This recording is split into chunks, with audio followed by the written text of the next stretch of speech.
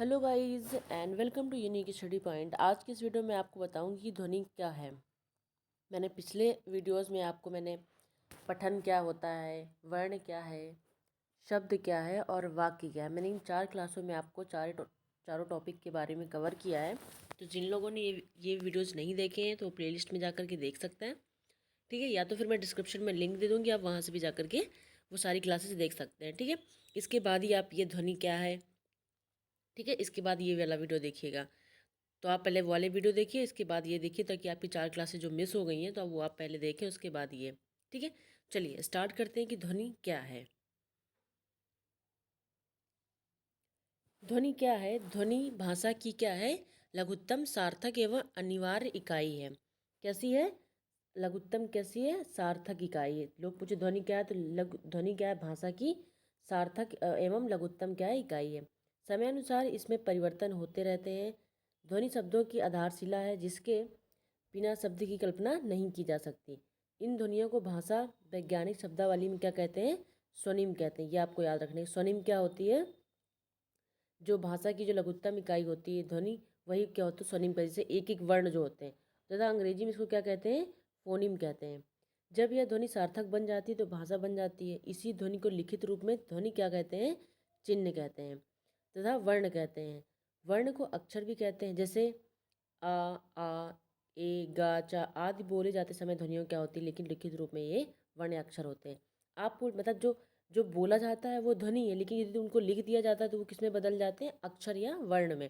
लिखित रूप क्या होता है? वर्ण होता है, और जो बोलते हैं वो क्या होता है? ध्वनि। यानी कि बोले जाने वाली लघुत्तम एवं सार्थक इकाई ध्वनि है, तथा उसका एक लिखित रूप जब हम दे देते हैं तो वो क्या कहलाता है? वर्ण या अक्षर कहलाता है। ठीक, अब देखते हैं कि हिंदी ध्वनियों का वर्गीकरण कितने भाग में किया गया। तो वर्णमाला में आप जैसे जानते हैं कुल कितने हैं? वर्ण 52 है। या हम जो लिख देते हैं वो वर्ण बदल जाता है, लेकिन जो बोलते हैं तो वो क्या होती है? ध्वनियाँ। यहाँ पे कुल कितनी ध्वनियाँ बताई गई हैं? 12, जिनमें कौन कौन से हैं? स्वर हैं और आपके व्यंजन। कौन कौन से स्वर और व्यंजन? स्वर कितने प्रकार के होते हैं हिंदी वर्णमाला में? 11।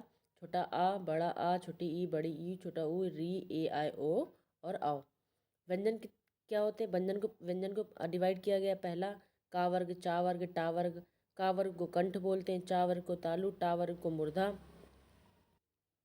ता वर्ग को दंत। ठीक है, तो आपकी और पा वर्ग को ओष्ठ। ठीक है, तो आपकी का से लेकर के माँ जो होते हैं कितने होते हैं? स्पर्शी होते हैं, का से लेकर के माँ तक। तो आपको ये याद रखना है कि का से माँ तक की जो ध्वनियाँ होती हैं वो क्या होती हैं? स्पर्श ध्वनियाँ होती हैं, का से लेकर के माँ तक। अगला है यारा लावा, इनको हम क्या बोलते हैं? इनको अंतस्थ ध्वनियाँ बोलते हैं। अगला है सा सा साहा, इनको क्या बोलते हैं? ऊष्म ध्वनियाँ बोलते हैं। और फिर छात्रा, ग्रा, छात्रा, ज्ञास्रा क्या होती हैं आपकी? ये संयुक्त ध्वनियाँ होती हैं। ठीक, अब अक्सर आपसे पूछ लिया जाता है कि छा किससे किससे मिलकर के बनता है, त्रा किससे किससे मिलकर बनता है, और ज्ञा किससे मिलकर बनता है, और स्रा किससे मिलकर बनता है। तो आप इसमें देख सकते हैं छा का जो छा छत्री है उसको किससे मिलकर बनती है? का एंड सा से। त्रा किससे बनता है? ता और रा से। ज्ञा किससे बनता है? जा प्लस इया से।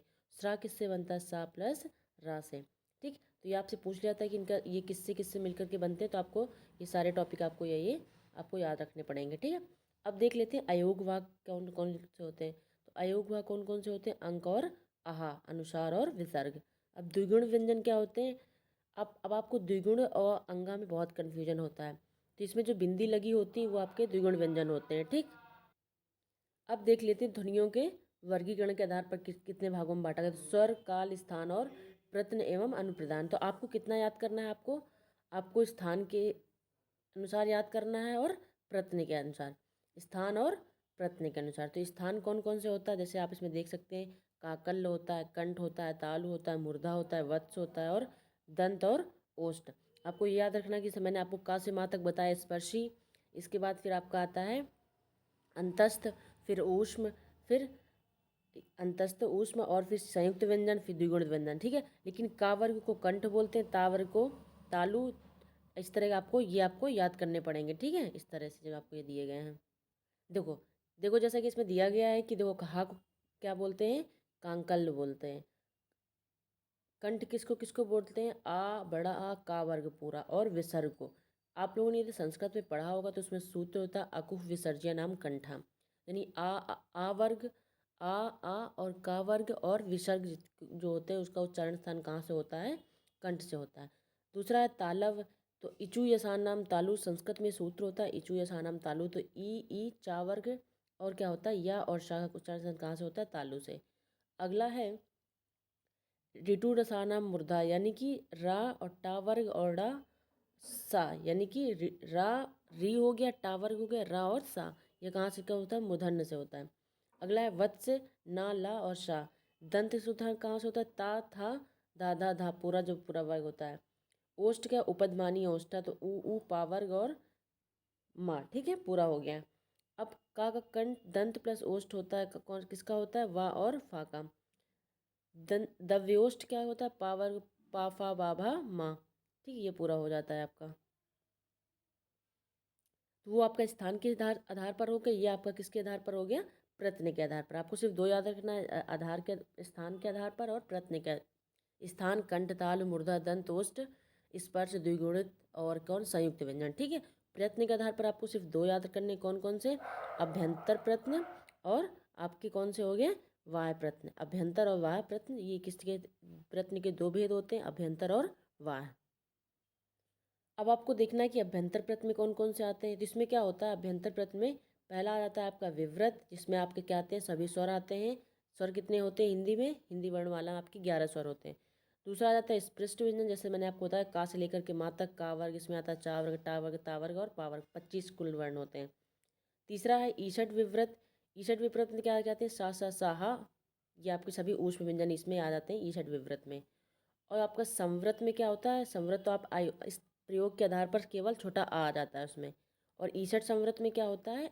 आपके अंतस्था व्यंजन आते हैं यारा लावा, ठीक, आपके ये अंतस्थ व्यंजन। तो अभ्यंतर प्रत्यय का आपको कितने याद करने हैं? आप 5 याद करेंगे। कौन कौन से? विवृत, स्पृष्ट, ईषट विवृत, ईषट संवृत और संवृत। संवृत क्या होता है? सिर्फ प्रयोग के आधार पर सिर्फ छोटा आ जो बनता है आपका, वो आपको क्या होता है? यूज कर लिया जाता है, ठीक है। बाकी आपके ये 4 ही मेन होते हैं। विवृत में सभी स्वर आ गए, स्पृष्ट में का से लेकर के माँ तक, ईषट विवृत में आपके उसमें व्यंजन आ गए, और ईषट स्पृष्ट में कितने आपके? अंतस्था आ गए, यारा लावा, ठीक। अब देख लेते हैं वाह्य प्रत्यय कौन कौन से होते हैं। इसके भी कितने भेद होते हैं? मुख्य 4 भेद होते हैं। कौन कौन से होते हैं? घोष होता है, दूसरा अघोष होता है, तीसरा कौन कौन होता है? अल्पप्राण और महाप्राण। तो आपको पहले अघोष सघोष के बारे में बता दो, उसके बाद अल्पप्राण और महाप्राण के देखते हैं। तो घोष ध्वनियाँ क्या होती हैं? आप घोष बोलें या इसको सघोष बोलें। तो यानी कि जो वर्ण होता है प्रत्येक वर्ग का तीसरा, चौथा और पांचवा वर्ण, यानी कि जो का खा गा घा अंगा है, तो का और खा हटा दो, पहला और दूसरा जो वर्ण होते हैं उसको हटा दो, तीसरा चौथा पांचवा प्रत्येक वर्ग में, चाहे का वर्ग में हो, चाहे चा वर्ग में हो, चाहे टा वर्ग में हो, चाहे ता वर्ग में, चाहे पा वर्ग में, तो प्रत्येक वर्ग का कौन कौन सा स्थान? तीसरा, चौथा और पांचवा।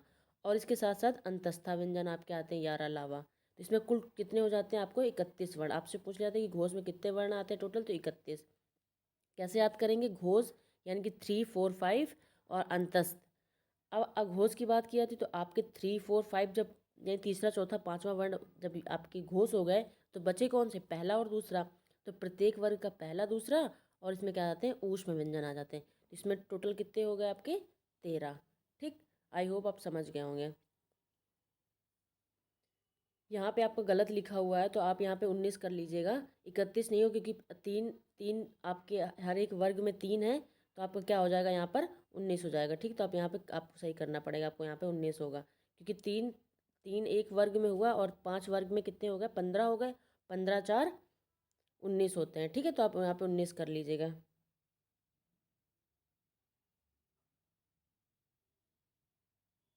ठीक है, मैंने यहाँ पे सही कर दिया, आप इसको सही कर सकते हैं।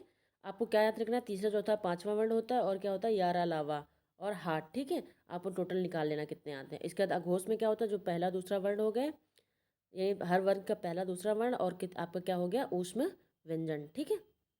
अब देख लेते हैं अल्पप्राण क्या होते हैं और महाप्राण। तो अल्पप्राण क्या होते हैं? जिन ध्वनियों को चरण में श्वास वायु अधिक ना हो या श्वास बल कम से कम निकले, उसमें हम क्या होते हैं? अल्पप्राण बोलते हैं। इसमें कौन कौन से आते हैं? सभी स्वर आ जाते हैं। सभी स्वर किस में आते हैं? अल्पप्राण में। और प्रत्येक वर्ग का पहला, तीसरा और पांचवा, और क्या आते हैं? आपके अंतस्थ व्यंजन आ जाते हैं। पहला, तीसरा, पांचवा, यानी कि इसमें भी आपका क्या हो जाएगा? पहला, तीसरा, पांचवा और क्या आपके अंतस्थ व्यंजन। महाप्राण में क्या आता है, महाप्राण में प्रत्येक वर्ग का दूसरा, चौथा और आपके शासा आ जाते हैं। तो आपको अघोष, सघोष, अल्पप्राण, महाप्राण। अघोष में आपको क्या याद रखना है, घोष बोलो या सघोष, जिसमें तीसरा, चौथा, पांचवा वर्ण और क्या आ जाते हैं आपके, इसमें आप देख सकते हैं तीसरा, चौथा, पांचवा और आपके अंतस्थ व्यंजन। महाप्राण में, अघोष में क्या आ जाता है आपका, प्रत्येक वर्ण का दूसरा, चौथा और उसमें व्यंजन। ठीक। अल्पप्राण 135 और अंतस्थ व्यंजन। महाप्राण क्या होता है, दूसरा, चौथा और क्या उसमें व्यंजन। ठीक। आई होप आप समझ गए होंगे। वीडियो अच्छी लगी तो प्लीज़ लाइक करें। Thank you so much for watching this video. Thank you so much.